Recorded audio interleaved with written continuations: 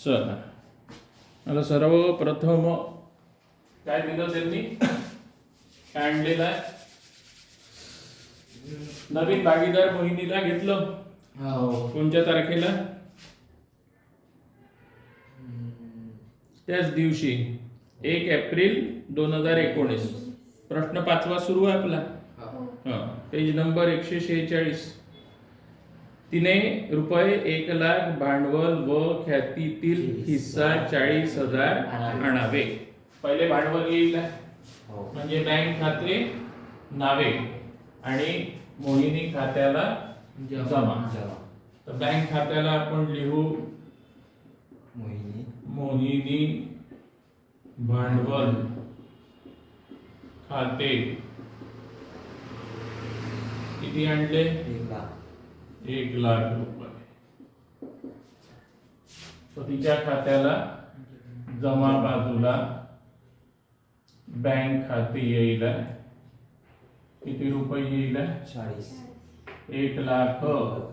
1 लाखाची एंट्री टाकली नाही ते, मग तिथे कशी 40 जाईल, खूपच कमाल आहे. मग ख्याती किती आणते, 40,000. काय लिहिलंय, बँक खाते नावे ख्याती खात्याला जमा. तर इथे आपण नाव लिहू ख्याती खाते किती रुपये आले, 40,000. आणि ख्याती खात्याला जमा बाजूला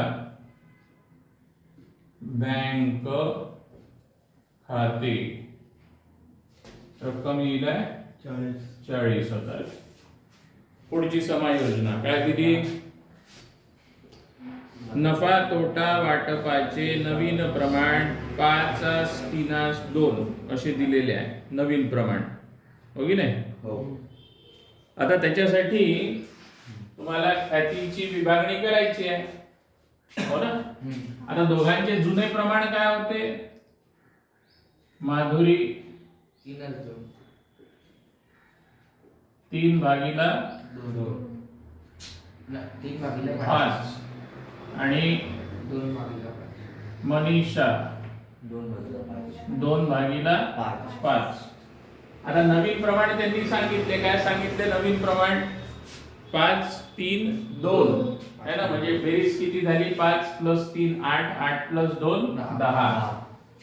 आता जुन्या प्रमाणातनं नवीन प्रमाण आपण जर वजा केलं, 5/10 आणि 3/10.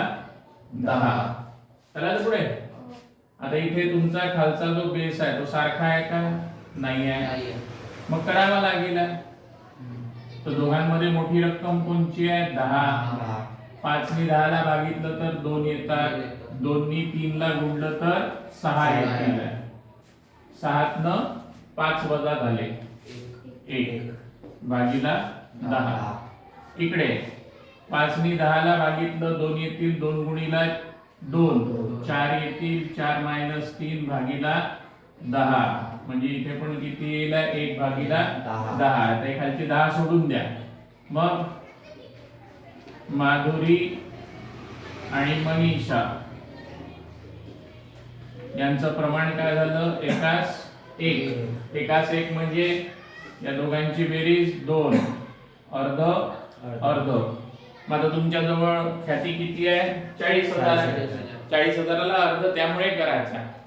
मागच्या प्रश्नामध्ये त्यांनी स्वतः सांगून दिलं होतं, काय सांगितलं होतं, अर्ध अर्ध सांगितलं होतं का, की नव्हतं सांगितलं. काय सांगितलं होतं मागच्या प्रश्नामध्ये, जुन्या भागीदारांचे त्यागाचे प्रमाण समान होते.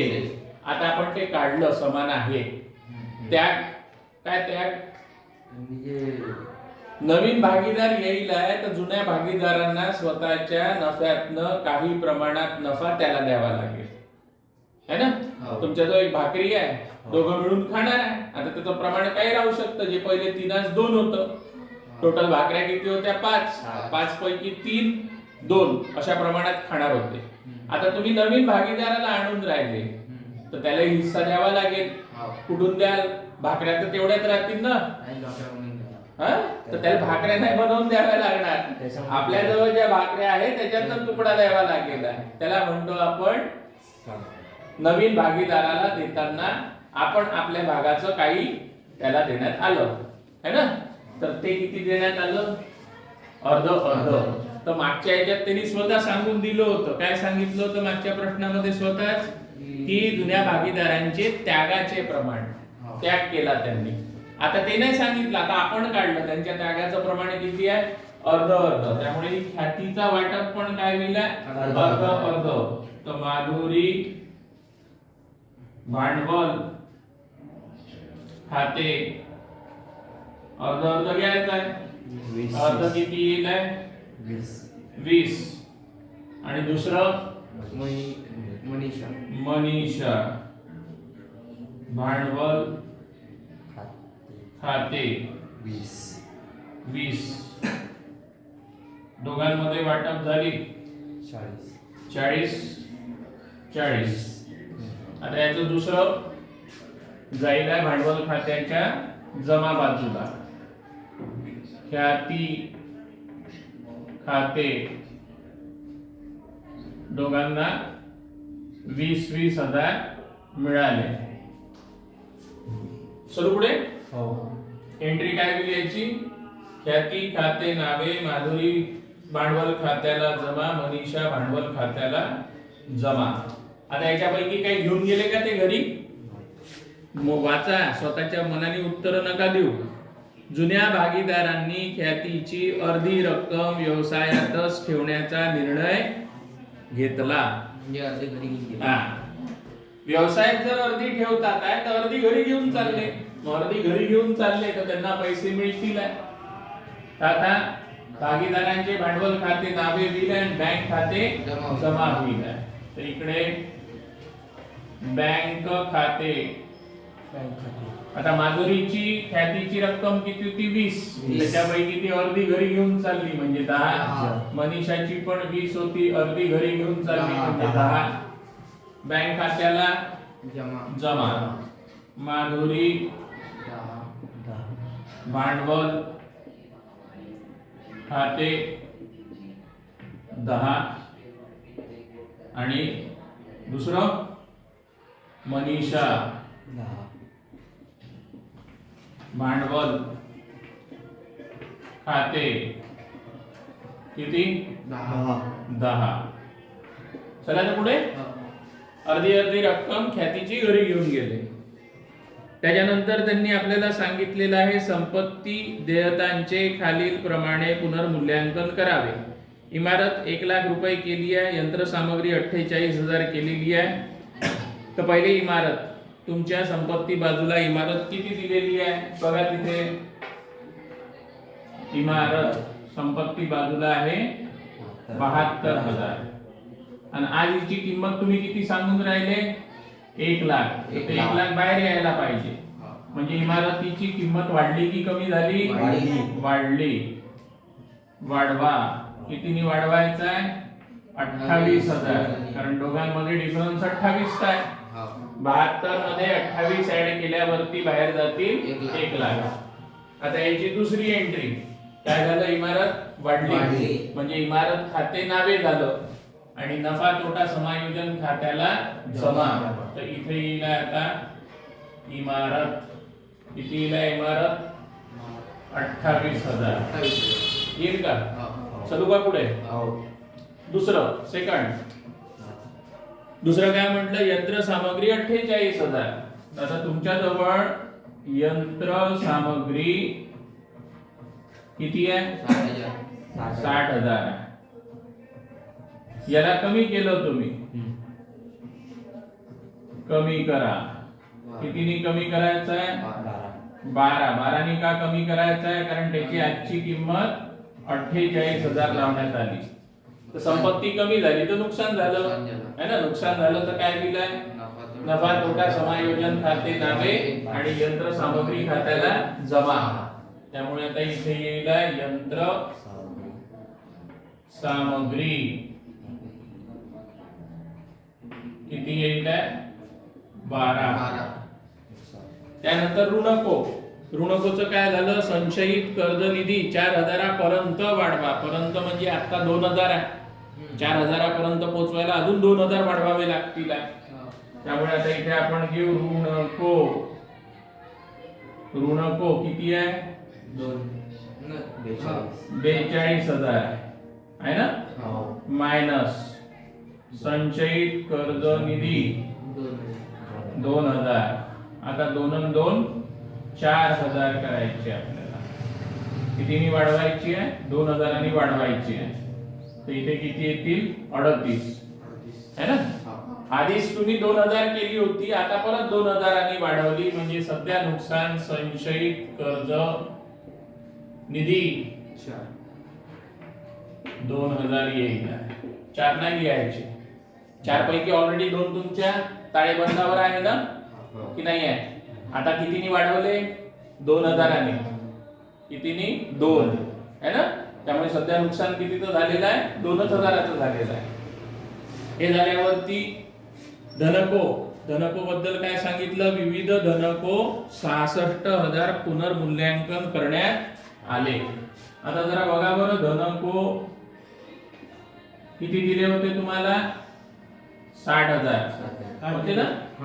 यामध्ये वाढ झालेली आहे 6,000.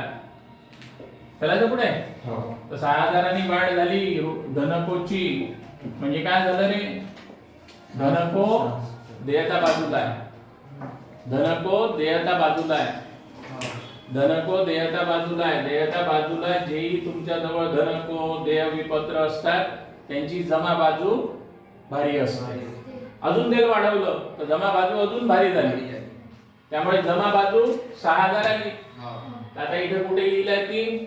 नावी बाजूला. तर इथे आपण लिहू धनको. धनको कितीनी वाढले? 6,000 वाढले. चला तर पुढे. अजून बाकी काय राहिलंय तिथे? नाही. तुमच्या समायोजना संपल्या. त्यानंतर त्यांनी आपल्याला खालती सांगितलं त्या सगळ्या समायोजना झाल्यावर देयता बाजूला काय राहिलं तुमच्या जवळ? देय विपत्र किती आहे? 10,000 देय विपत्र. अजून धनको लिहिले पहिलेच, भांडवल पहिलेच लिहिलेलं आहे. संपत्ती बाजूला इमारत झाली, यंत्रसामग्री झाली, ऋणको झाले. बँक खाते आपण बनवलेले, याची बेरीज 1,60,000 झाली. 1,60,000 10,000 वजा झाले, 10 आणि 10 20, म्हणजे इथे शिल्लक उरेल आहे 1,40,000. शिल्लक 1,40,000 तर येईल तुमच्या बँक खात्याला. बँक खाते 1,40,000. चला तर पुढे. त्यानंतर फर्निचर उपस्कर. फर्निचर किती आहे? फर्निचर 10,000. आता देयता बाजू संपत्ती बाजू पूर्ण लिहून घेतली. ज्याच्यावरती काही समायोजना नव्हती त्या देयता संपत्ती जशाच्या तशा आणल्या. हे झाल्यावरती याला आपण बंद करू पहिले. यामध्ये काय दिसतं आपल्याला? 6, 8 आणि 12 20. इकडली बेरीज जास्त आहे 28 आहे. 28,000 20,000 गेले, किती उरतील? 8.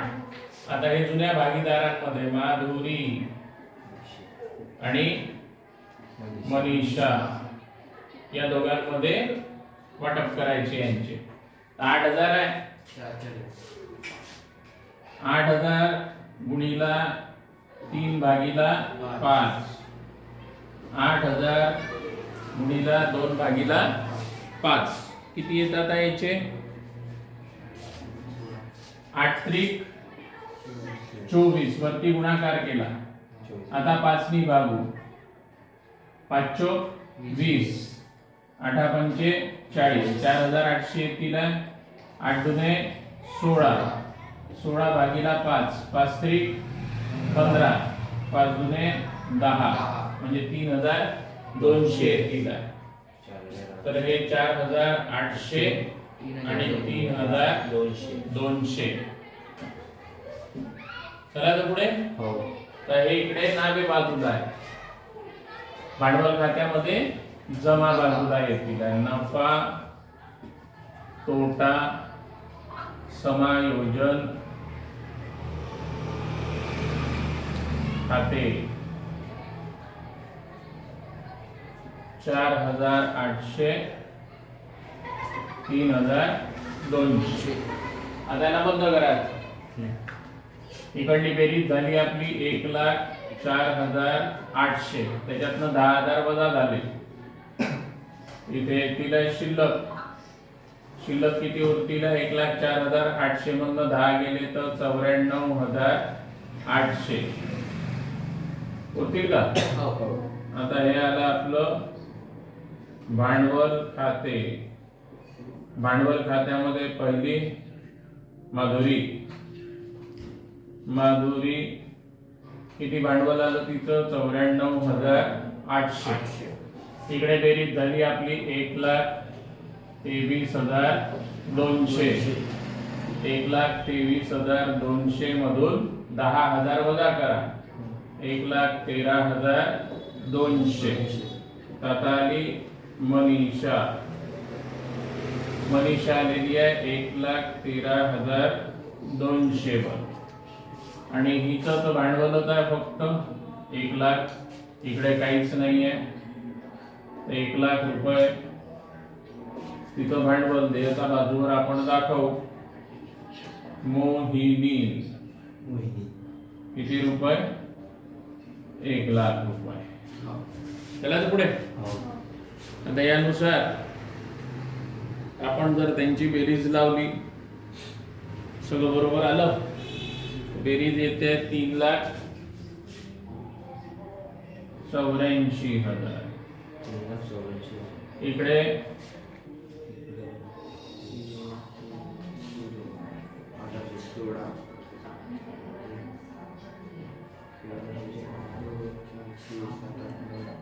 आपलं एक राहिलं आहे तिथे